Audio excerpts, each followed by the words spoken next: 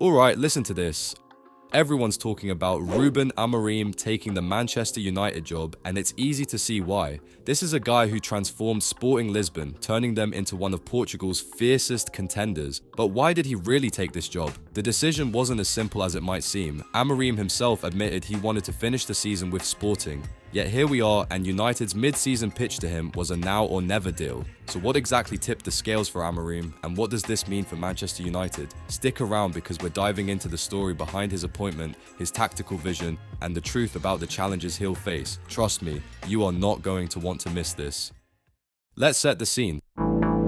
Erik ten Hag's era at Manchester United came to a sudden end, with the club sitting uncomfortably in the Premier League table and tensions rising across the board. United's search for a new manager was swift, and they turned to Ruben Amorim, a man who had proven his tactical genius at Sporting Lisbon. But here's the twist. Amorim initially wanted to stay with Sporting until the end of the season. In his words, he told Sporting's president that this would be his last season with them. United's response?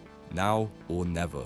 This urgency left him with just days to make a life-changing decision. Amorim revealed he was drawn to United because it was, in his words, the one club he wanted after Sporting. He'd had higher paying offers before but turned them down, holding out for a unique challenge that only a club like United could offer. So, what does he see in Manchester United, and why did he jump at this chance mid-season, knowing the weight of expectations he's stepping into?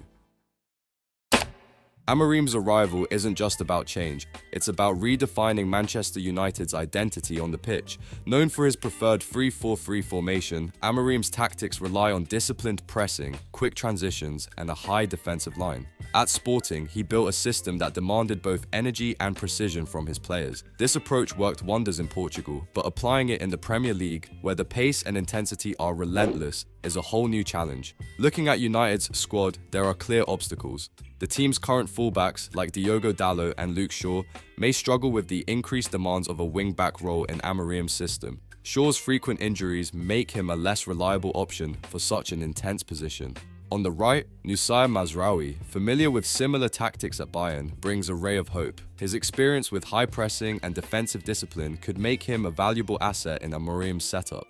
Then there's the intriguing potential of using United's wealth of wingers as wing-backs. Antony, for instance, led defensive actions among United's attackers last season. His intensity and pressing ability could make him an effective right wing-back, blending offensive threat with defensive support. On the left, a player like Alejandro Garnacho could add speed and tenacity, offering Amorim options to adapt his style while leveraging the squad's unique strengths. Amorim's task is daunting, and he's fully aware of it. As he told reporters, he's under no illusions about the challenges ahead, noting that he'll initially be working with a limited squad due to international duty. He'll have 13 days during the break to instill his system in those who remain at Carrington, and then it's straight into the action. Amorim also expressed a desire to bring his long-time coaching staff with him, aiming for continuity that he believes is essential for long-term success at a club of United's magnitude. The reality is that Amorim's journey at United will test him in ways he hasn't experienced before. As Jamie Carragher pointed out, his real challenge will be in 18 months' time, just as it was for Mourinho, Solskjaer, and Ten Hag. That's when clearer assessments will be made as to whether he is creating a side that has the consistency to actually win the Premier League and Champions League. It's a sobering reminder of the stakes involved. United doesn't just need short-term improvements, they need a lasting transformation. So why did he accept the role now, knowing the mid-season timing was less than ideal? It was about opportunity and vision. In his words, after Sporting, I wanted that one, Manchester. He didn't want to go to just any big club, he wanted United specifically, and when it came down to it, he chose the challenge over convenience. Amorim's willingness to adapt to the timing reflects his ambition, but he's also aware of the monumental task awaiting him.